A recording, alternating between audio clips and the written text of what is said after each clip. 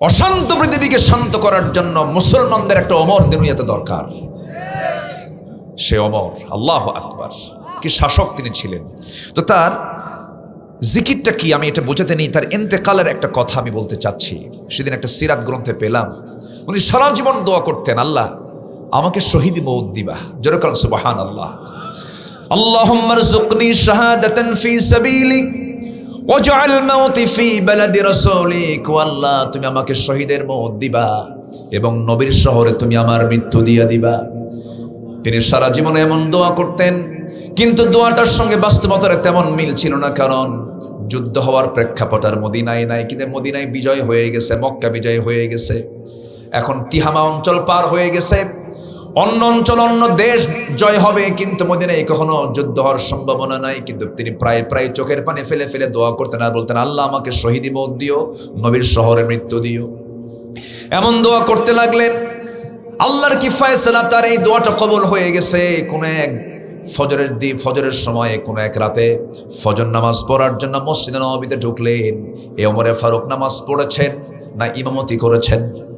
বলেন বলেন বলেন বলেন, মুসল্লি না ইমাম? শাসকরা কি হবে, মুসল্লি হবে না ইমাম হবে? ইমাম হবে। দিক আসান দিক না, আপনি উত্তর দেন, দু একজন উত্তর দিয়ে দেন, সমস্যা নেই। কাছাকাছি হলে আমরা থেমে যেতাম। আজান তো চতুর্দিক থেকে হবেই, মাশাআল্লাহ, পৃথিবীর শ্রেষ্ঠ সুর আজান, বলি আলহামদুলিল্লাহ। আমাদের সবচেয়ে বড় অস্ত্র এটা, বলি আল্লাহু আকবার। সবার পক্ষ থেকে দু একজন উত্তর দিয়ে দেন। আমরা নামাজ কাজকে একটু বিলম্ব করব। সবচাইতে বেশি সময় থাকে নামাজের কোন ওয়াক্তে বলেন? এশার নামাজ। আমরা একটু বিলম্ব করব। আমি এমদাদ ভাইকে বলেছি মাগরিব পর পরে একজনকে উঠায় দিবেন, এরপর একটু পরিবেশ হবে, এরপর আমরা হালকা আলোচনা করব ইনশাআল্লাহ। সম্মানিত ভাইয়েরা, তো শাসক যিনি হবেন তিনি কি মুসল্লি হবেন না ইমাম হবেন? একজন আদর্শ শাসকের হতে হবে কি বলেন? ইসলাম এটাই বলে। রাসূল কি মুসল্লি ছিলেন না ইমাম ছিলেন? 4 খলিফা মুসল্লি ছিলেন না ইমাম ছিলেন?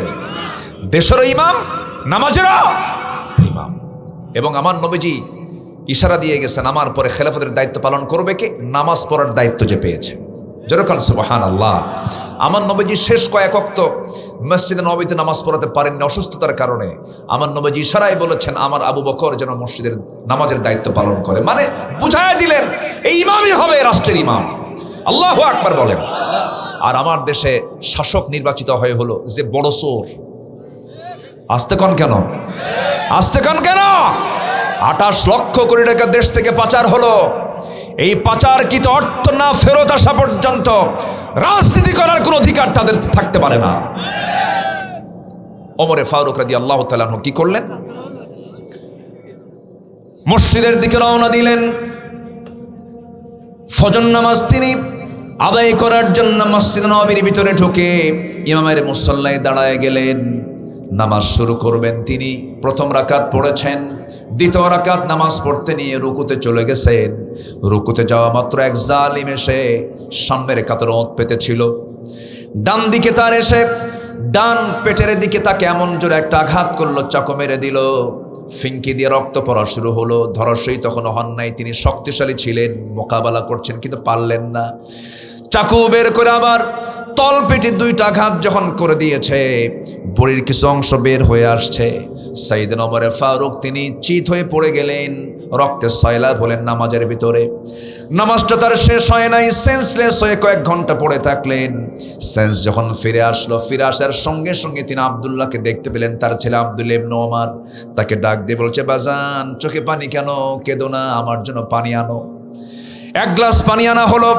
সেই পানি যখন তিনি হাতে নিলেন, বলছেন, আব্দুল্লাহ এত অল্প পানি কেন, কিসের পানি এনেছো আব্বা? আপনি পানি পান করবেন এই জন্য আমি পানি এনেছি। না, আমার তৃষ্ণা নাই, আমার তৃষ্ণা হলো ফজর নামাজটা আমার এখনো হয় নাই, হুজুর পানি আনো, আমাকে নামাজ পড়তে হবে।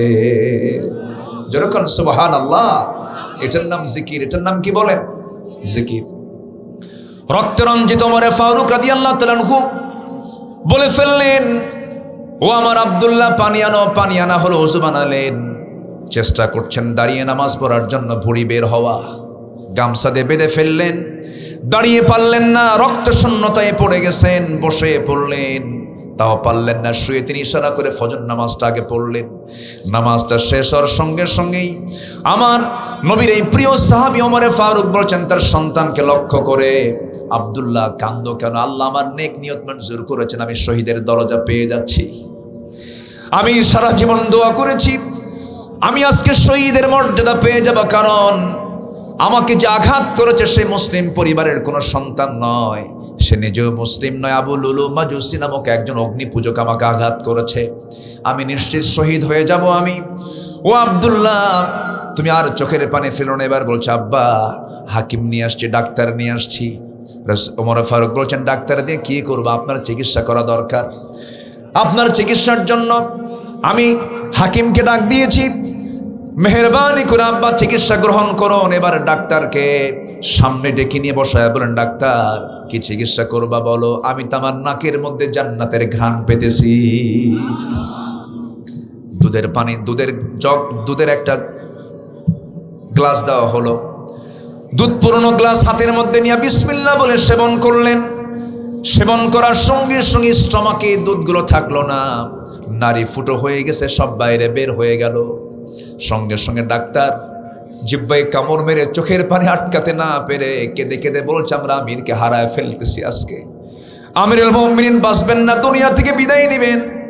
সঙ্গে সঙ্গে ওমরে ফারুক বলছেন, ডাক্তার তুমি এমন করে চিন্তা করছো কেন? তুমি একজন মেহমানকে বিদায় দিয়ে দাও, আমি তো জান্নাতের ঘ্রাণ পাচ্ছি, তুমি কেন কান্নাকাটি করছো? ডাক্তার যখন ব্যর্থতা নিয়ে যখন ফিরে যাচ্ছে, ঘর থেকে বের হয়ে যাচ্ছে, তিনি পিছন দিকে তাকালেন, ওই ডাক্তারের পাজামার কাপড়টা গিরার নিচে পড়ে আছে। ওমরে ফারুক সেই সময় অন্তিম শয্যায় শায়িত। ওমরে ফারুক বলছেন, ডাক্তার পাজামার কাপড়টা তুলে নাও। লা ইয়ানজুরুল্লাহু ইয়াওমাল কিয়ামা, আল্লাহ রাব্বুল আলামিন কিয়ামতের দিন ওই বান্দার দিকে নজর দেবেন না যার পাজামার কাপড়টা গিরার নিচে থাকে। চিন্তা করে দেখুন, মৃত্যুর অন্তিম শয্যায় শায়িত, ওই সময়ও তিনি জিকির বলেন নাই, দাওয়াতি কাজ বলেন নাই। জোরে বলেন সুবহানাল্লাহ। সাইয়েদনা ওমরে ফারুক বলছেন, আব্দুল্লাহ 2 বছর আগে আমার বন্ধু আবু বকর সিদ্দিক রাদিয়াল্লাহু আনহু দুনিয়া থেকে বিদায় নিয়েছেন। আমি তাকে নিজ হাতে শোয়া দিয়েছি নবীর কবরের পাশে। আমার বড় শখ, আমিও আমার বন্ধুর পাশে ঘুমাতে চাই, কিন্তু জায়গা তো আমার না। আম্মা জান আয়েশা সিদ্দিকার জায়গা সে দেয় কিনা একটু শেষবারের মতো বলো, আমি খুব খুশি হতাম। চলে গেছেন তার ঘরে। ছেলে গিয়ে বলছে, আব্বা যেন আমাকে এমন প্রস্তাবনা দিয়ে পাঠালেন। সঙ্গে সঙ্গে ভিতর থেকে কান্না বিজড়িত কণ্ঠে আওয়াজ বের হলো, হারে অর্ধ দুনিয়ার শাসন কর্তমরের মতো মানুষ সামান্য ঠুনকো একটা জিনিস আমার কাছে আবদার করছে। ঠিক আছে, আমি আমার কবরটা ওই জায়গায় রাখলাম না, আমি আমার জায়গাটা ওমরে ফারুকরে দান করে দিলাম। এই প্রেক্ষাপট টানার মূল কারণ হলো সব ভুলে গেলে কোনো সমস্যা নাই, কিন্তু ভোলা যাবে না যাকে। তিনি আমার, চিল্লায় বলুন কে? আসতে বলে, তিনি আমার কে? আমাকে দেখেন কে? আমাকে শোনেন কে? আমাকে জানেন কে? আমার চোখ চালান কে? আমার কান চালান কে? আমার জিহবা চালান কে? এই চোখের মধ্যে পানি আছে না নাই? চোখটা পানিতে ভাসমান রেখে দিয়েছেন কে? চোখের পানি লবণ না মিঠা? বলেন। চোখের পানি হলো লবণ। আল্লাহ রাব্বুল আলামিন কেমন করে লবণ করে চোখের পানি বের করে দিলেন? 24 ঘন্টায় 1 মিলিলিটার চোখের পানি আল্লাহ পাক বের করেন। প্রতি মিনিটে ওয়াইফারের মতো 15 থেকে 20 বার চোখের পলক ফেলার ব্যবস্থা করেন। কানের মধ্যে আল্লাহ রাব্বুল আলামিন ময়লা দিয়েছেন, সেই ময়লাগুলো কাজের ময়লা। চোখের পানিকে লবণ, কানের ময়লাকে তিক্ত করে দিয়েছেন, কারণ বান্দা যখন ঘুমিয়ে পড়বে, নিথরভাবে যখন মরার মতো শুয়ে থাকবে, যদি কানের ময়লা যদি মিষ্টি হতো, সব পিঁপড়া জমা হতো সলিমুদ্দির কানে। কিন্তু কানের ময়লাগুলো আল্লাহ রাব্বুল আলামিন তিক্ত করে দিয়েছেন। হঠাৎ করে বেলাইনে যদি কোনো পোকা, কোনো পিঁপড়া যদি ঢুকে যায়, সঙ্গে সঙ্গে তিক্ত স্বাদ পেয়ে সে আর থাকবে না, এখানে কোনো খাবার নাই, বের হয়ে যায়। সুবহানাল্লাহ বলবেন না? কানকে সিকিউর করলেন। চোখের পানিকে আল্লাহ রাব্বুল আলামিন মিঠা করলে পরে চোখে ভাইরাস জমা হতো, দূষিত হয়ে যেত, চোখের মধ্যে ইনফেকশন তৈরি হতো, চোখ নষ্ট হয়ে যেত। আল্লাহ রাব্বুল আলামিন এই জন্য চোখের পানিকে আল্লাহ রাব্বুল আলামিন লবণ করেছেন, যেন কোনো বিষাক্ত কোনো জীবাণু যেন চোখে অ্যাটাক না করে। সুবহানাল্লাহ বলবেন না? চোখ শুধু বানান নাই, চোখকে সিকিউর করেছেন। কানকে বানান নাই, কানকে সিকিউর করেছেন। আবার জিহ্বার দিকে আসেন, চোখের পানি লবণ, কানের ময়লা হলো তিক্ত। এবার জিহবার দিকে আসেন, জিহবাটা আল্লাহ রাব্বুল আলামিন রেখে দিয়েছেন জোয়ারে না ভাটায়? জোয়ারে। বলেন কিসে কিসে? সামনে তেঁতুল দেখলে কি হয়? পানি শুধু মুখে থাকে না, অন্যের গালে যায়, অন্যের গালেও কিন্তু লাফ মেরে চলে যায়, কি ঠিক কিনা? তাহলে এখন জোয়ার আছে না নাই? আছে। এই যে জিহবার চতুর্পাশে যে আল্লাহ রাব্বুল আলামিন পানিগুলো দিয়েছেন, এই পানি কিন্তু লবণ করেন নাই, আবার মিঠাও করেন নাই, আল্লাহ পাক স্বাধীন করে দিয়েছেন। কেন? এই জন্য, কারণ এটা একটা অঙ্গ, স্বাদ যাচাই করার অঙ্গ। যদি মিষ্টি হয় মিষ্টির স্বাদ পাওয়া যাবে না, তিক্ত হলে তিতার স্বাদ পাওয়া যাবে না, যদি এটাকে টক বানানো হয় টকের স্বাদ পাওয়া যাবে না। আল্লাহ পাক নিউট্রাল করে স্বাধীন আল্লাহ রাব্বুল আলামিন সেই লালার ব্যবস্থা করেছেন। জোরে বলেন সুবহানাল্লাহ। মুখের পানি হলো, লালাগুলো হলো পাইনসা মার্কা স্বাধীন, চোখের পানি হলো লবণ, কানের ময়লা হলো তিক্ত। একই মাথার ভিতরে কতগুলো অঙ্গ, এক একটা ফাংশন আল্লাহ রাব্বুল আলামিন রেখে দিয়েছেন। মালয়েশিয়ার একটা সফর ছিল, এক বন্ধুর হাত ধরলাম, বন্ধুর হাত ধরে দিকে একটা মেশিন লাগানো। বললাম, বন্ধু মেশিন কেন? বন্ধু কেঁদে ফেলে দিয়ে বলছে, বন্ধু আমার আল্লাহ পাক প্রচুর টাকার মালিক বানিয়েছেন, কিন্তু দুটা কিডনি আমার নষ্ট হয়ে গেছে। আমি আল্লাহর কাছে মাঝে মাঝে বলি, আল্লাহ আমার সব সম্পদ তুমি নিয়ে নাও, কিন্তু আমার দুটা কিডনি ঠিক করে দাও। তাকে প্রত্যেক দিন ডায়ালিসিস করার জন্য হসপিটালে যাওয়া লাগে। ডায়ালিসিস মেশিনটার ওজন হলো 100 কেজি। 100 কেজি মানুষ বানিয়েছে যা দিয়ে ডায়ালিসিস করা হয়। আর আল্লাহ রাব্বুল আলামিন প্রত্যেক বান্দার দেহের ভিতরে দুটা করে ডায়ালিসিসের বিকল্প কিডনি দিয়েছেন, আরো মজবুত। এটা 100 কেজি নয়, মাত্র 200 গ্রাম। সুবহানাল্লাহ বলা যাবে না? এই যদি এমন হতো, বান্দা তোকে আগে দুনিয়ায় পাঠালাম, পরে আমি 100 কেজি ডায়ালিসিস মেশিন দুটো পাঠাবো, ধানের বস্তা মাথায় নেবেন না, কিডনির বস্তা মাথায় নেবেন, কত বেকায়দা হয়ে যেত। আল্লাযী খালাকাকা ফাসাওয়াকা ফাআদালাক। আল্লাহ বলছেন শুধু সৃষ্টি করি নাই, ভারসাম্য করে দিয়েছে, চলতে ফিরতে যেন কোনো কষ্ট না হয়, সব আমি ব্যবস্থাপনা করে দিয়েছি। বান্দারে শুধু আমি তোর কাছ থেকে চাই, আমি তোর কাছে যেমন 24 ঘন্টা আমি তোর সেবা দিয়ে থাকি। নাকের অক্সিজেন দেই, মুখের খাবার দেই, মুখের খাবারটার জন্য একটু চাষাবাদ করতে হয়, মুখের খাবারের জন্য জীবিকার চেষ্টা করতে হয়, কিন্তু একটা খাবার, যে খাবারটা এসেনশিয়াল, 24 ঘন্টার প্রত্যেকটা মিনিট দরকার, সেটা হলো অক্সিজেনটাকে আমি আল্লাহ নিজে তোর নাকের ডগা আমি আল্লাহ নিজে খাওয়ায় দিতেছি। জোরে বল সুবহানাল্লাহ। সরাসরি খাওয়ান কে? আর সে আল্লাহকে আমরা ভুলে যাব না মনে রাখবো? এক সময় না সব সময়, এক সময় না সব সময়, একবার না বারবার, একবার না বারবার, বারবার সবসময় আমরা আল্লাহর নামটা নেব। এর মধ্যে শ্রেষ্ঠ কাজটা হচ্ছে 5 ওয়াক্ত নামাজ আমরা পড়বো। রাজি আছেন তো ইনশাআল্লাহ? এবং আগামী সরকারকে আমরা দেখতে চাই নামাজের সরকার। আমি যদি একটা প্রশ্ন করি, বলুন তো, বেজোড়া গ্রামে যে মসজিদটা আছে, 5 ওয়াক্ত নামাজের মধ্যে সবচেয়ে কম মুসল্লি কোন ওয়াক্তে পাওয়া যায়? বলেন কোন ওয়াক্তে? বলেন ফজর। আচ্ছা, মানুষ বাড়িতে বেশি থাকে কোন সময় বেশি বলেন তো? ওই ফজরই থাকে। তাহলে ফজরে বাড়িতে থাকার পরও মসজিদ ফাঁকা থাকে কেন? মুসল্লিগুলো, ওই মানুষগুলো যায় কোথায়? মেরাজে। আজকে তো মেরাজ না? হ্যাঁ, রজব মাসের আজকে 14 তারিখ।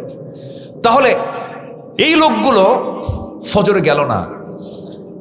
আচ্ছা, হ্যাঁ, রজবের 27 তারিখ মনে হয়। আচ্ছা, এটা অথেন্টিক কোনো সোর্স নেই। মেরাজ হয়েছে এটা সত্য, কিন্তু এটার উপলক্ষে অতিরঞ্জিত কিছু কথা আমার দেশে আছে। তবে হ্যাঁ, মেরাজ সত্য। মেরাজ কি সত্য, এতে কোনো সন্দেহ নেই। পৃথিবীর Marconi, Faraday, James Watt, Copernicus, Einstein, Dalton, Galileo, এই যে বিজ্ঞানীরা যে তথ্যগুলো দিয়েছে আকাশের, আর আমার নবীজি শুধু এই আকাশ না, 7 আকাশ পেরিয়ে সিদরাতুল মুনতাহা পেরিয়ে আরশ আজিমের মেহমান হয়েছেন। কত বড় বিজ্ঞানী মুহাম্মদ সাল্লাল্লাহু। গবেষণা চলছে, মেরাজ নিয়ে এখনো গবেষণা চলছে, এটা চলমান, কিয়ামত হয়ে যাবে, গবেষণা শেষ হবে না, কিন্তু মেরাজ হয়েছে, এতে কোনো সন্দেহ। আসরা বিআবদিহি লাইলাম মিনাল মাসজিদিল হারাম ইলাল মাসজিদিল আকসা। সম্মানিত ভাইয়েরা, তো এখন ফজরের সময় মসজিদে পাওয়া যায় বুড়া 5-6 জন মুসল্লি। বুড়া, যখন বুড়া চাচাকে বলা হয়, চাচা আপনি মসজিদে আসছেন, আপনি তো মাজুর। বাবা আমিও আসতাম না, বুড়ি নাই তো, বুড়ি থাকলে আমিও আসতাম না। তো এই যে মসজিদের হালত, এটা কি আমার আপনার জন্য আশার দিক না হতাশার দিক? মানে এটি কি চরম বিপদ না, শুধু বিপদ না, চরম বিপদ, চরম বিপদ। এটা গজবের কারণ। কিন্তু মসজিদ ফাঁকা থাকে, মসজিদগুলো পাকা, এসি, শীতাতাপ নিয়ন্ত্রিত, কিন্তু মুসল্লি নাই। আমি আজকে একটা ওয়াদা করে যাচ্ছি, যদি আপনার গ্রামে নামাজ বাস্তবায়ন কমিটি, যদি একটা কমিটি করে যদি মসজিদ ভিত্তিক যদি মুসল্লিকে যদি নির্বাচন করা হতো, মসজিদে যদি আনানো যেত, যেদিন আপনি দেখবেন আপনার বেজরা মসজিদের মুসল্লি জোহর, আসর, মাগরিব, এশার চাইতে ফজরের মুসল্লি বেশি, আল্লাহর কসম, ইন্নাস সালাতা তানহা আনিল ফাহশাই ওয়াল মুনকার, আল্লাহর কসম, এই গ্রাম থেকে মাদক, নেশা, জেনা সব বন্ধ হয়ে যাবে। নামাজই তো জাতি পড়ে না। জুমার দিন মাত্র 15% মানুষ নামাজ পড়ে। আজকে মুসলমানকে নামাজের ব্যাপারে বলতে হয় কেন? এই সিচুয়েশন থাকতো না যদি নামাজের সরকার যদি বাংলার জমিনে কায়েম হয়ে যেত। তখন সরকার দায়িত্ব নিত কি? এই জাতিকে দুনিয়ার কল্যাণের জন্য কাজ করতে হবে, এই জাতিকে জাহান্নাম থেকে বাঁচানোর চেষ্টা করতে হবে। আমার দেশে কায়েম আছে সুদ না যাকাত? বলেন সুদ না যাকাত? আল্লাহর আইন কোনটা? বলেন আল্লাহর আইন কোনটা? আর আমরা করেছি কোনটা? সুদ। তাহলে যাকাত যদি কায়েম হয়ে যায়, সুদের গন্ধ এলাকায় আর পাওয়া যাবে, সমাজ আর পাওয়া যাবে না। 1000 বছর ওয়াজ করে সুদ বন্ধ হবে? বন্ধ হবে না। আমার দেশে ওয়াজ বেশি না আমল বেশি? হ্যাঁ, আমল বেশি। জাতি যে পরিমাণ বিড়ি খায়, আল্লাহু আকবার, এত বিড়ি এই জাতি খায়, একটু মানুষের কাছে গেলে পরে টের পাওয়া যায় যে মানুষ কি পরিমাণ বিড়ি খায়। হাজার হাজার কোটি টাকা বিড়ির পিছনে খরচ করে। আবার মাহফিলে এসে প্রশ্ন করে, হুজুর বিড়ি খাওয়া কি জায়েজ আছে? মানে উনি জায়েজের চেষ্টায় আছে। আল্লাহ আমাদেরকে সকল প্রকার নেশা থেকে, অমানবিক, অসামাজিক কাজ থেকে আল্লাহ পাক হেফাজত করুন। ইমানদাররা হবে ব্যক্তিত্বহীন না ব্যক্তিত্ববান? ইমানদাররা হবে হচ্ছে ব্যক্তিত্ববান হবে, ব্যক্তিত্ব সম্পন্ন হবে, কোনো নেশার দিকে থাকবে না, বেনামাজি হবে না, জিকির করবে সর্বক্ষণ। কার? আসতে বলবেন না কার? একবার না বারবার? বারবার। এই জিকিরটা আমার জিহবা দিয়ে আল্লাহর নামের জিকির করে জিহবাকে ভিজায় রাখবো আমরা সর্বক্ষণ। কার জন্য? আল্লাহর জন্য। আমার নবীজির ঠোঁট সর্বক্ষণ নড়তো, সুবহানাল্লাহ বলে। আমার নবীজি দীর্ঘ সময় চুপ মেরে থাকতেন, কথা বলতেন না। আমরা কথা বেশি বলি, রাসূল কথা খুব কম বলতেন। মাঝে মাঝে বোঝা যেত সাহাবাকেরা ভাবতেন যে রাসূল বুঝি কথাই বলবেন না, চুপচাপ থাকতেন, সর্বক্ষণ থাকতো। কার জিকির? আসতে বলুন না কার জিকির? আল্লাহ রাব্বুল আলামিন বলছেন, মুমিন হতে চাও, আমি তোমাকে জান্নাতুল ফিরদাউসের চাবি তোমার হাতে তুলে দেব, 60টা গুণ অর্জন করো। আল্লাহু আকবার বলেন। আল্লাহ রাব্বুল আলামিন বলেন, قد أفلح المؤمنون الذين هم في صلاتهم خاشعون والذين هم عن اللغو معرضون والذين هم للزكاة فاعلون والذين هم لفروجهم حافظون نمبر 5 হলো والذين هم لأماناتهم وعهدهم راعون والذين هم على صلواتهم يحافظون أولئك هم الوارثون الذين يرثون الفردوس هم فيها خالدون জোরে বলুন আল্লাহু আকবার, আরো জোরে আল্লাহু আকবার। মুমিনের সফলতা হলো 7 কাজই, 7টা কাজ যে বান্দার মধ্যে থেকে যাবে সে বান্দা জান্নাতুল ফেরদাউসের মালিক আল্লাহ পাক তাকে বানায় দিবেন। নাম্বার 1 হলো নামাজ দিয়ে শুরু। মুনাফিককে চেনার জন্য মুনাফিকুন সূরা দিয়েছেন, ইমানদারকে চেনার জন্য সূরা মুমিনুন দিয়েছেন। মুমিন কারা? নামাজ ঠিক রাখবে, জিহ্বা লাগামহীন করবে না, জিহ্বার লাগাম টেনে ধরবে, অসংযত, অপ্রাসঙ্গিক অপ্রয়োজনীয় কোনো কথা বলবে না। নাম্বার 3 হলো যাকাতটা ঠিক মতো আদায় করবে। নাম্বার 4 হলো লজ্জাস্থানের যারা হেফাজত করবে। আমার বন্ধুগণ, আজকের এই অনলাইনের দুনিয়ায় আমার মা বোনরা বোরকা পরে, কিন্তু অনলাইনে মোবাইলে পুরুষ মানুষ সে থেকে দেখে, বোরকা পরে কোনো সওয়াব হবে নাকি? এই জন্য চোখের পর্দা আগে দরকার না পরে দরকার? চোখের পর্দা আধুনিক দুনিয়াতে সবচেয়ে বেশি জরুরি। স্মার্টফোনের মিসইউজ যেন না হয়, চোখের গুনাহ যেন না হয়ে যায়। আল্লাহ পাক বলেছেন লজ্জাস্থানের যারা হেফাজত করবে। নাম্বার 5 হলো ওয়াদা যারা ঠিক রাখবে। নাম্বার 6 হলো আমানতদারিতা যারা ঠিক রাখবে। নাম্বার 7 হলো নামাজের ব্যাপারে যারা যত্নশীল হবে। আল্লাহ রাব্বুল আলামিন বলছেন উলাইকা হুমুল ওয়ারিসুন, আমি আল্লাহ তাদেরকে জান্নাতুল ফিরদাউসের ওয়ারিস বানায় দেব। জোরে বলুন সুবহানাল্লাহ। দুনিয়া ছেড়ে আমি আপনি যে কোনো মুহূর্তে চলে যাব। কোরআনকে প্রশ্ন করুন, কোরআন বলো ইহকাল উত্তম না পরকাল উত্তম? কোরআন বলে দিচ্ছে ওয়ালাল আখিরাতু খায়রুল লাকা মিনাল উলা। এই দুনিয়ার জিন্দেগির চাইতে আখিরাতটাই হলো শ্রেষ্ঠ, সেটাই থেকে যাবে, সেটাই রয়ে যাবে। একদিন দুনিয়া পার হয়ে যাবে, এই দুনিয়ার সংক্ষিপ্ত জীবনের সফর একদিন শেষ হয়ে যাবে, কিন্তু এই যে আখিরাত শুরু হবে কোনো দিন শেষ হবে না। অনন্তকাল জান্নাতের মধ্যে নিয়ামত ভোগ করব আমরা।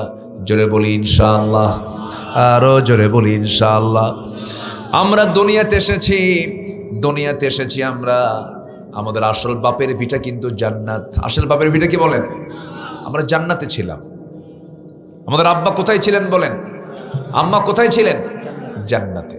জান্নাত থেকে আল্লাহ তাআলা পাঠায়া দিলেন, কুলনা হাবিতু মিনহা জামিআন ফাইম্মা ইয়াতিয়ান্নাকুম মিন্নি হুদান ফামান তাবিআ হুদায়া ফালা খাউফুন আলাইহিম ওয়ালা হুম ইয়াহজানুন। দুনিয়াতে পাঠায়া দিলেন, দুনিয়াতে আসলাম, কিন্তু আবার ফিরে যেতে চাই আমরা কোথায় বলেন? দুনিয়াতে থাকতে এসেছি না ফিরে যেতে এসেছি? থাকতে এসেছি না ফিরে যেতে এসেছি? আমরা চলে যাব, আমরা ব্যাক করব আল্লাহর কাছে। আগে জান্নাত আল্লাহ পাক দিবেন না, জান্নাত দিবেন হিসাব নেওয়ার আগে না পরে? আচ্ছা, হিসাব নেওয়ার আগে না পরে? সে হিসাব দিনের মালিক কে? মালিক ইয়াউমিদ্দিন, বিচার দিবসের মালিক কে? সেই দিন বিচার হবে কি দেখে বলেন? বলেন বলেন বলেন। বিচার করবেন কি দিয়া? এই কোরআন দিয়ে বিচার করবেন। কি কি আমল করছো এর উপরে বিচার হবে। আমার ভাইয়েরা, সেই কোরআন নিয়ে আজকে আমরা বসেছি। এই দুনিয়া ছেড়ে আমিও চলে যাব, আপনিও চলে যাবেন, কেউ তো বাঁচার জন্য আসি নাই। আল্লাহ বলছেন, বান্দারে আমি চাই প্রত্যেক বান্দা জান্নাতে যাক, কিন্তু সবাই তো জান্নাতে যাবে না। আল্লাহ রাব্বুল আলামিন নিজে বলছেন, ওয়ালাকাদ যারানা লিজাহান্নামা কাসীরাম মিনাল জিন্নি ওয়াল ইনসি লাহুম কুলুবুন লা ইয়াফকাহুনা বিহা ওয়া লাহুম আ'য়ুনুন লা ইউবসিরুনা বিহা ওয়া লাহুম আযানুন লা ইয়াসমাউনা বিহা উলাইকা কাল আনআমি বাল হুম আদাল উলাইকা হুমুল গাফিলুন। জোরে বলুন আল্লাহু আকবার। অধিকাংশ জিন এবং ইনসানকে আমি আল্লাহ রাব্বুল আলামিন সৃষ্টি করেছি জাহান্নামের জন্য। যাদের চোখ আছে দেখে না, কান আছে শোনে না, অন্তর আছে বোঝে না, চোখ ঠিকই আছে কিন্তু উল্টা পাল্টা দেখে। আছে কি না? এখন কি দুনিয়া কি সোজার দুনিয়া না উল্টা পাল্টা দুনিয়া? সোজা দুনিয়া না উল্টা পাল্টা দুনিয়া? উল্টা পাল্টা। এই জন্য আল্লাহ পাক বলছেন, চোখ ঠিকই আছে কিন্তু সোজা কিছু দেখে না। কি দেখে? উল্টা পাল্টা, রঙিন দুনিয়া মনে করে, কিন্তু না। আজকে মানবতা ধ্বংসের পিছনে একটা অন্যতম ভূমিকা পালন করছে হলো স্মার্টফোন, অনলাইন। কি লাইন বলেন? অনলাইন। তুমি কি লাইনে আছো? হ্যাঁ। কিসে? Imo, line, Viber, WhatsApp, Instagram, Kurigram, সব লাইন। এত লাইনে থাকলে কি আল্লাহর লাইন থাকে? থাকে না। লাইন যেটা ফলস ওটাকে কাট করতে হবে। লাইন ধরতে হবে কার? আসতে বলবেন না, কার? আল্লাহ। এত লাইন, এত ব্যস্ত মানুষ। স্মার্টফোন অসংখ্য পরিবারকে ধ্বংস করে দিচ্ছে। ছেলের চোখ থেকে, বাচ্চার নবজাতকের চোখ থেকে শুরু করে যুবকের চরিত্র পর্যন্ত সব ধ্বংস করে দিচ্ছে। এটার মিসইউজ অসংখ্য পরিবারে আগুন ধরায় দিচ্ছে। কার বউ কে নিয়ে শুয়ে থাকে তার হিসাব নাই। আমি কি ভুল বলছি? আস্তে, আমি কি ভুল বলছি? হ্যাঁ। খুব সাবধানে আমাকে আপনাকে পা ফেলতে হবে। ফিতনার দুনিয়া। যুবকদের প্রতি আমি খুব আশাবাদী। যুবকরা রক্ত দিয়ে দেশের পরিবর্তন এনেছে, কিন্তু যুবকরা তোমরা এই রক্ত দিয়েছ, কিন্তু এই বিজয়টা টিকে থাকবে কখন জানো? যখন তোমার চরিত্র তুমি টিকে রাখতে পারবে, তাছাড়া তুমি ধ্বংস হয়ে যাবা। সম্মানিত ভাইয়েরা, সম্মানিত বন্ধুগণ, যুবকরা পালস বুঝেছে। এদেশের তরুণ প্রজন্ম পালস বুঝে নিয়েছে নেতৃত্বের জন্য কারা ভালো। বুঝে গেছে ওরা ফাঁকিবাজি আর চলবে না, 2 নাম্বারই চলবে না, ঠকবাজি চলবে না, কথা কাম উল্টা পাল্টা করলে জাতি আর মানবে না। আসতে কান কেন? বুঝে গেছে জাতি। এখন 9-6 করে বাংলাদেশকে সাজানো যাবে না, আর বাংলাদেশকে আর পরিচালনা করা যাবে না, সেই প্রেক্ষাপট চলে গেছে। 71 থেকে শুরু করে 2026 এই 54 বছর দেশ চলেছে, অনেকেই চালিয়েছেন, কিন্তু আমাদের বড় দুঃখ সর্বশেষ 16 বছর যারা ক্ষমতায় ছিল, আগেও ছিল কয়েক বছর, বাপ ছিল, বেটি ছিল, এরাও ছিল, সব মিলে সর্বশেষ রেজাল্ট হলো যাওয়ার সময় তারা ফাঁকা হাতে যায়নি, 28 লক্ষ কোটি টাকা দেশ থেকে লুটপাট করে নিয়ে চলে গেছে। আমার কথা কি বুঝে আসতেছে? আচ্ছা, তাহলে যারা নিয়ে চলে গেল তারাই কিন্তু চালিয়েছে প্রায় এইদিকে 16, ওইদিকে 4, মাঝখান দিয়ে 5, তাহলে প্রায় 25 বছর ওরাই চালালো। ফলাফল 2024-এর দিকে ফলাফল হলো 28 লক্ষ কোটি টাকা দেশ থেকে পাচার হয়ে গেল। শোনেন, এই জাতীয় কথা বললে অনেকের গায়ে জ্বালা পড়া করে। আমরা এগুলো নিয়ে কথা বলবো কেন? এরকম বলে অনেকে, এরকম বলে, কিন্তু 16 বছর বলেছে অনেক, আমাদেরকে বলতেই দেয়নি, কিন্তু আমরা বলা ছাড়ি নাই, জেলখানায় ঢুকছি, অত্যাচারিত হয়েছে। ওদিকে যাব না আমি।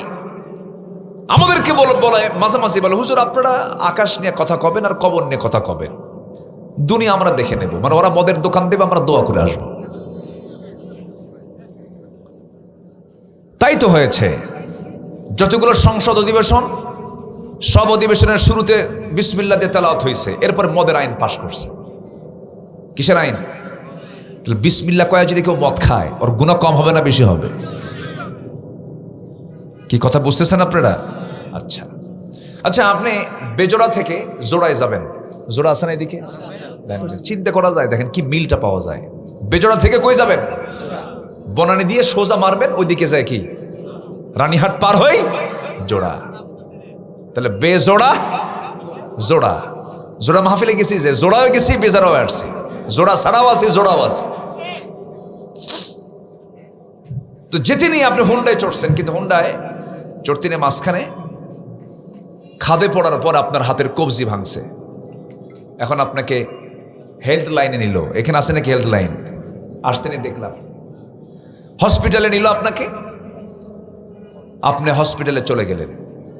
ডাক্তারকে বলতেছেন, ডাক্তার আমি আপনাকে খুব ভালোবাসি, আপনি আমার মাথা থেকে পা পর্যন্ত সব জায়গায় হাত দেন, দয়া করে কবজি ভাঙ্গা জায়গায় হাত দিবেন না।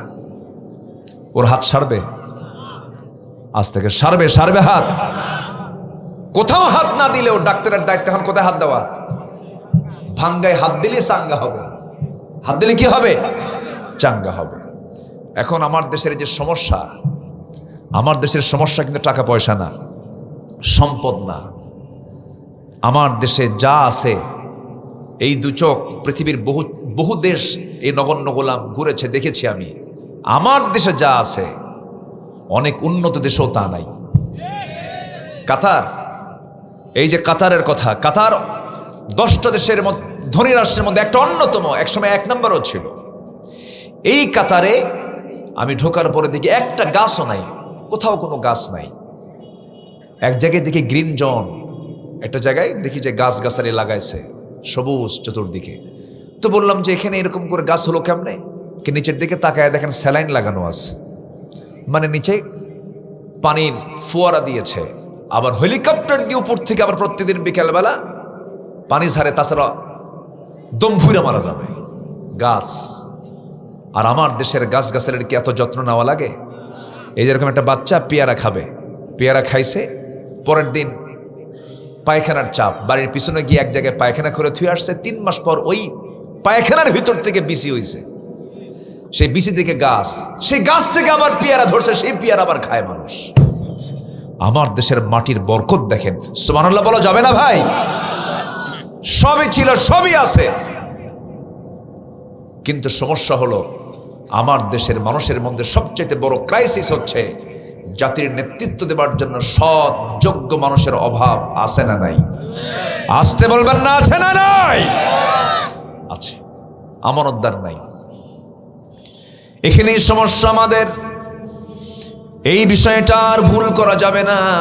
এই বিষয়ে আমরা সতর্ক থাকার চেষ্টা করব, কারণ নেতৃত্ব যদি ঠিক না হয় বড় বেকায়দা। আপনার নামাজকে ঠিক করার জন্য আগে ইমাম কি হতে হবে বলেন? ঠিক হওয়ার দরকার আছে না নাই বলেন? ইমাম যদি সূরা ফাতিহা না বলে কুল হু দিয়ে শুরু করে নামাজ পড়বেন নাকি? ইমাম যদি নামাজ 2 রাকাতের জায়গায় যদি 3 রাকাত পরে আপনি সহ্য করবেন না, আপনি মানবেন না। সেজদা দুবার 2টার জায়গায় 3টা দিলে আপনি মানবেন না, আপনি লোকমা দিয়ে তাকে সোজা বানায় দিবেন। আমার বন্ধুগণ, সামান্য নামাজের ভিতরে যদি সূরা ফাতিহাটা যদি একটু উল্টাপাল্টা করে কেউ পড়ে, আগে কুলহু পড়লো পরে সূরা ফাতিহা পড়লো, যেমন আপনি নামাজের মধ্যে আটকায় দিবেন, লোকমা দিবেন। জাতির নেতৃত্ব দেওয়ার জন্য আজকে আমাদের সময় এসেছে। সৎ নেতৃত্ব তৈরি হওয়া না পর্যন্ত আমাদেরও লোকমা দিতে হবে। আসতে কান কেন, ঠিক কিনা? লোকমা দিতে হবে। জাতির নেতৃত্বে আমরা তাদেরকেই দেখতে চাই যারা আমানতদার হবে, যারা ওয়াদা রক্ষাকারী হবে, যারা জনগণের সম্পদকে আমানত মনে করবে। আমার কথা কি বুঝতেছেন আপনারা? সম্মানিত ভাইয়েরা, একটু কান লাগান। আমি সময় খুব বেশি পাচ্ছি না, অল্প সময় একটা মেসেজ দিয়ে আমি যেতে চাই। আমাদের মূল লক্ষ্য কিন্তু একটাই, দিন শেষে আমরা কার সন্তুষ্টি চাই বলেন তো? আসতে বলেন না, কার সন্তুষ্টি চাই? কিন্তু আমার দেশে নামাজি বেশি না ইমানদার বেশি? ভালো করে বলেন, একটু চিন্তার সময় দিলাম। বলেন, নামাজি বেশি না ইমানদার বেশি? এই তো লাইনে আসছে। তাহলে নামাজ নামাজ নাই কিন্তু কি আছে? ঈমান আছে। এরকম বলার লোক আছে না নাই বলেন? আছে। তাহলে আমার দেশে নামাজি কম, ঈমানদার বেশি। তাহলে আমাদের মূল লক্ষ্য হলো জান্নাতে যাওয়া। কিন্তু জাতির মধ্যে চরিত্র কি? জাতি নামাজ পড়ে না, মাত্র 5% লোক নামাজ পড়ে। এই চিত্র হতো না যদি নামাজের সরকার যদি আমার দেশে যদি গঠন হতো। আসতে কন কেন? নামাজের সরকার যদি দেশে গঠন হতো তাহলে এই চিত্র কি চিত্রায়িত হতো? কোরআনকে প্রশ্ন করুন, কোরআন বলে দাও জাহান্নামে যাওয়ার কারণগুলো কি কি, সবচাইতে বড় অপরাধগুলো কি, যার জন্য আল্লাহ রাব্বুল আলামিন বান্দাকে জাহান্নাম দিবেন। কোরআন বলছে, ফাখালাফা মিন বা'দিহি খালফুন আদাউস সালাতা ওয়াত্তাবাউশ শাহাওয়াত ফাসাউফা ইয়ালকাউনা গায়্যা। জোরে বলুন আল্লাহু আকবার। এই জাগতিক জীবনে যারা 2টা অপকর্ম করে আসবে, 2টা অপকর্মের সঙ্গে যারা সম্পৃক্ত থাকবে, নাম্বার 1 যারা নামাজকে নষ্ট করবে, নাম্বার 2 হলো যারা নফসের তাবেদারি করবে, নফসের দাসত্ব যারা করবে। এই 2টা অপকর্মের সঙ্গে যারা জড়িত, আল্লাহ রাব্বুল আলামিন বলেন আমি তাদেরকে শুধু জাহান্নাম নয়, জাহান্নামের গর্তের মধ্যে আমি ঢুকাবো। এখানে জাহান্নামের গর্তের কথা আসছে, গাই নামক গর্ত। যে গাই নামক গর্তটাকে জাহান্নাম পর্যন্ত ভয় পায়, এমন ভয়ঙ্কর সেই গাই নামক গর্তটা। সেই গাই নামক গর্তের মধ্যে আল্লাহ রাব্বুল আলামিন 2টো অপকর্মের সঙ্গে যে বান্দা জড়িত তাকে ওই গাই নামক গর্তের মধ্যে ঢুকাবেন। নাউজুবিল্লাহ বলবেন না? তাহলে 2টো অপকর্ম এখানে ফুটে উঠলো। একটা হচ্ছে নামাজ ছেড়ে দেওয়া, আরেকটা হচ্ছে নফসের দাসত্ব করা। সূরা মারিয়ামের এই আয়াতটা বলে দিচ্ছে যে বান্দার ভিতরে নামাজ থাকবে না, আল্লাহ তাআলার রাগ সবচেয়ে বেশি সেই বান্দার উপরে, তিনি ক্রোধান্বিত হয়ে যান। ফাসাউফা ইয়ালকাউনা গায়্যা, আমি তাকে জাহান্নামের ভিতরে ঢুকাবো না, গাই নামক গর্তের মধ্যে ঢুকাবো। ইমাম কুরতুবী রাহিমাহুল্লাহ আরো 6টা কারণ এখানে সংযুক্ত করেছেন। সম্মানিত ভাইয়েরা, এই 54 বছর জাতিকে জাহান্নাম থেকে বাঁচানোর জন্য নামাজের কোনো আইন, নামাজের কোনো বিল পার্লামেন্টে কেউ উত্থাপন করেছিল? আসতে কয় কেউ করেছিল? আচ্ছা, উত্থাপন করবি বাবা কেমনে? তারা তো নিজেরাই নামাজ পড়ে না। পার্লামেন্টে গান গাওয়ার লোক ছিল, পার্লামেন্টে খেলাধুলা করার লোক ছিল, কিন্তু একটা তেলাওয়াত করার মতো যে একটা মানুষ, সেটা 16 বছরের জাতি কখনো পায়নি। কি পেয়েছে? এক এমপি তেলাওয়াতের দায়িত্ব নিয়েছে। কারি সাহেব যায় নাই সেই দিন, আমার নিজের কানে শোনা। এক এমপিকে বলা হলো আপনি তেলাওয়াত করেন। শয়তানকে তোর সাথে তেলাওয়াত আমার ভালো আছে। তাদের ইসলামের জ্ঞান কতটুকু? আগামীকাল ঈদুল আজহার জানাজা নামাজ। এই চিত্র আর চিত্রায়িত আমরা হতে দেব না বাংলার জমিনে। গোটা পৃথিবীর দ্বিতীয় বৃহত্তম মুসলিম জনপদ বাংলাদেশ, 20 কোটি তৌহিদি জনতার এই বাংলাদেশে কেউ শাসন করেছে 9 বছর, কেউ 25 বছর, কেউ 16 বছর। মঈনুদ্দিন ফখরুদ্দিন কেয়ারটেকার গভর্নমেন্ট, অভ্যন্তরীণ সরকার সহ কয়েক বছর, সব দেখা শেষ। কেউ জাহান্নাম থেকে বাঁচানোর জন্য মিনিমাম নামাজের আইনটুকু বিল উত্থাপন করতে পারে না এই পার্লামেন্টে। অতএব জাতিকে জাহান্নাম থেকে বাঁচানোর জন্য যে দল, যে শক্তি দুনিয়াতেও কল্যাণ চায়, আখিরাতেও মুক্তির জন্য আন্দোলন করে, তাদের কি আমরা সমর্থন দেব ইনশাআল্লাহ। সেই নেতৃত্বে মানতে রাজি আছেন কারা কারা? হাত উঁচু করে দেখান মুসলমান।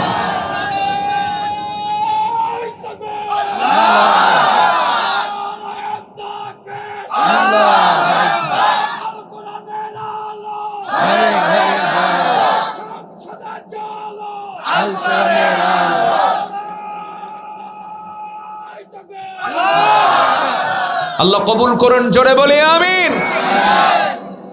আমাদেরকে কথা বলতে দেয়নি। 16 বছর ডানে বামে বসে রেখেছে কিরামুন কাতিবিন। কি বুঝতেছেন তো আমার কথাগুলো? সে মোষগুলো কি তাদের? ওদের তো গুণ ছিল দুইটা, একটা মোষ মোটা, একটা পেট মোটা। হাইব্রিড জাতের মোষ, 2.5 ইঞ্চি মোটা, বাস নেতা হয়ে গেছে। এরা আমাদের ভুল ধরতে আসতো মাহফিলে।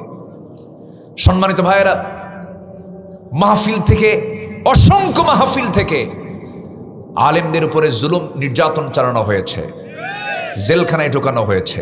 2018 সালে আমাকেও জেলখানায় ঢুকতে হয়েছিল। দেশের ক্ষমতায় তো আলেম ওলামা যায় নাই কখনো। আমাদেরকে সবচাইতে বড় আসামি বানায়া, জঙ্গিবাদের তকমা লাগায় দিয়া অত্যাচারের স্টিম রোলার চালিয়েছে তারা। রাত 3টার দিকে আমার বাড়ি ঘেরাও করে পুলিশ সালাম দিয়ে বলে, হুজুর আপনাকে যেতে হবে থানায়। কেন? ওসি সাহেব চা খাওয়ার দাওয়াত দিচ্ছে রাত 3টার দিকে। রাত 3টা চা খাওয়ার দাওয়াত হয়? নিয়ে চলে গেল। ওসি আমার দিকে তাকায়, লজ্জায় মাথা নিচু করে। বললাম আপনি মাথা নিচু করতেছেন কেন? হুজুর বদদোয়া দিয়েন না। বদদোয়া দিয়েন না, ভয় পান তো, ধরছেন কেন? বলে হুজুর কি করব, খুব চাপ, চাকরি থাকবে না তাছাড়া। তো হুজুর এটা দয়া করে মাফ করে দিয়েন, চাকরি বাঁচান্ত ফরজ। আমি বললাম ইমান বাঁচান্ত নফল। কোর্টে হাজির করলো। কোর্টে হাজির করার পর জাজ আমার দিকে তাকায়া জিব্বায় কামড় মেরে কয়, এই হুজুরে ধরে আনলো কারা? মামলার ধারার দিকে তাকায় দেখে তো এই তো জামিন অযোগ্য, মানে যদি আমি জামিন দিয়ে দিই চাকরি থাকবে না। প্রিজন ভ্যানে করে হ্যান্ডকাফ লাগায়া মাদ্রাসা ইউসুফিয়ায় পাঠায়া দিল। আমি 16 বছরের জেলখানাকে জেলখানা বলি, আমি বলি মাদ্রাসা ইউসুফিয়া। চলে গেলাম। অপরাধ তো করিনি, কোনো শোক নেই, কোনো কষ্ট নেই, হাসি মুখী ঢুকেছি। ইমানদাররা হাসি মুখী ফাঁসির মঞ্চ পর্যন্ত গিয়েছে, ঠিক কিনা? ঢুকলাম জেলখানার ভিতরে। এক মুরব্বী চাচা আমাকে দেখে লম্বাখান সালাম দিয়ে বলে, হুজুর আপনি জেলখানায় ঢুকছেন? খুব খুশি হলাম। তো বললাম জেলখানায় ঢুকলে কেউ খুশি হয়?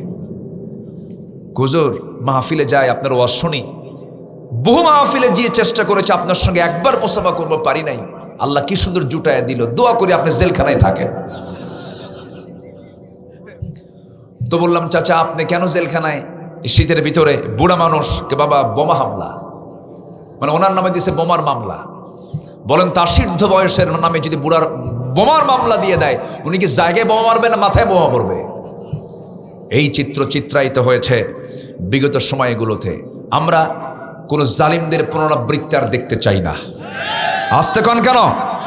শরীফ ওসমান হাদির সঙ্গে যারা হত্যার সঙ্গে যারা জড়িত, তালবাহানা কেন?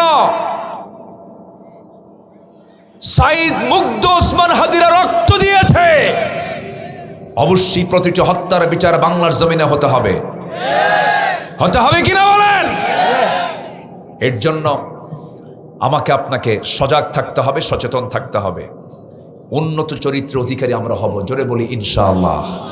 নামাজি না বেনামাজি, আমানতদার না খেয়ানত?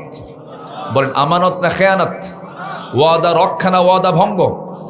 ধরুন এই চেয়ারটা ক্ষমতার চেয়ার, দুজন ব্যক্তির ভিতরে যে কোনো একটা ব্যক্তি এই চেয়ারে বসবে, একজন চোর আর একজন আমানতদার, একজন নামাজি আর একজন বেনামাজি, একজন আল্লাহর দল আর একজন দুনিয়ার মতবাদে বিশ্বাসী দল। দুই ধরনের ব্যক্তির সামনে আপনার সামনে থাকলো, আপনি ইমানদার, আপনার দায়িত্ব কি? চোরকে বসানো, চোরকে বসানো না আমানতদারকে বসানো? তাহাজ্জুদ পইরা চোখের পানি ফেলে আপনি চোররে আপনি চেয়ারে বসালেন, ওই তাহাজ্জুদের কোনো দাম আল্লাহর আদালতে থাকবে না। এরকম লোক আমার দেশে আছে না নাই? আসতে বলবেন আছে না নাই? ইমানটা এত কম দাম আমার দেশে, কিছু কিছু লোকের কাছে 4 কাপ পেলে পর একটা চা, এক কাপ চা পেলে ইমান বিক্রি করে দেয়। আছে কি না? আছে। আমরা ভুল করব না, আমার ইমানকে রক্ষা করব, জোরে বলি ইনশাআল্লাহ। আর জোরে বলি ইনশাআল্লাহ। জাহান্নামে যাওয়ার সবচাইতে আল্লাহ পাক শাস্তি দিবেন দুটো কারণে। সূরা মারিয়াম থেকে আমি কথা শুরু করেছি। সূরার নাম কি? আরো জোরে। মারিয়াম। আল্লাহ পাক একজন মানুষের নাম শুধু মহিলা হিসাবে কোরআনে স্থান দিয়েছেন, মারিয়াম। তাছাড়া কোনো মহিলার নাম কোরআনে নাই। আল্লাহ পাক এই মহিলার নামও দিতেন না, কিন্তু ওনার স্বামী ছিল না, কিন্তু সন্তান ছিল। আর সন্তানকে পরিচিতি করার জন্য তার নামটা আল্লাহ পাক দিয়েছেন ঈসা ইবনু মারিয়াম। অথচ আম্মা জান আয়েশা ছিলেন, খাদিজা ছিলেন, আসিয়া ছিলেন, ইমরাতা ফিরআউন আল্লাহ পাক বলেছেন। কিন্তু কারো মহিলার নাম আল্লাহ পাক কোরআনে উল্লেখ করেন নাই, শুধু উল্লেখ করেছেন কোন মহিলার নাম? মারিয়ামকে। আল্লাহ রাব্বুল আলামিন নামাজ নষ্টকে সবচেয়ে বড় অপরাধ বলেছেন। নামাজ কখনো নষ্ট করা যাবে না। এবং আল্লাহ রাব্বুল আলামিন জিকিরের যত কথা বলেছেন, সবচেয়ে বড় জিকিরকে যদি আমরা নিয়ে আসি, সবচেয়ে বড় জিকির হলো কোরআন তেলাওয়াত করা। আর সবচেয়ে কোরআনের হক আদায় হয় হলো নামাজে। কি দিয়ে আমরা নামাজ পড়ি?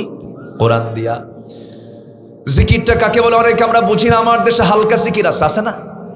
হালকা জিকির আছে, ভারী জিকির আছে। জিকির করতে করতে পায়জামা নাই, জিকির করতে করতে লাভ না আম গাছে ওঠে, জাম গাছে ওঠে, এরকম আছে না নাই? এরকম একটা চিকন বাঁশের আগায় গিয়ে বসে থাকে। আমি তো মনে করি ও যে ওঠে কেমনে, ও ছোট্টবেলায় নিশ্চিত পাক্কা নারিকেল চড়ছিল।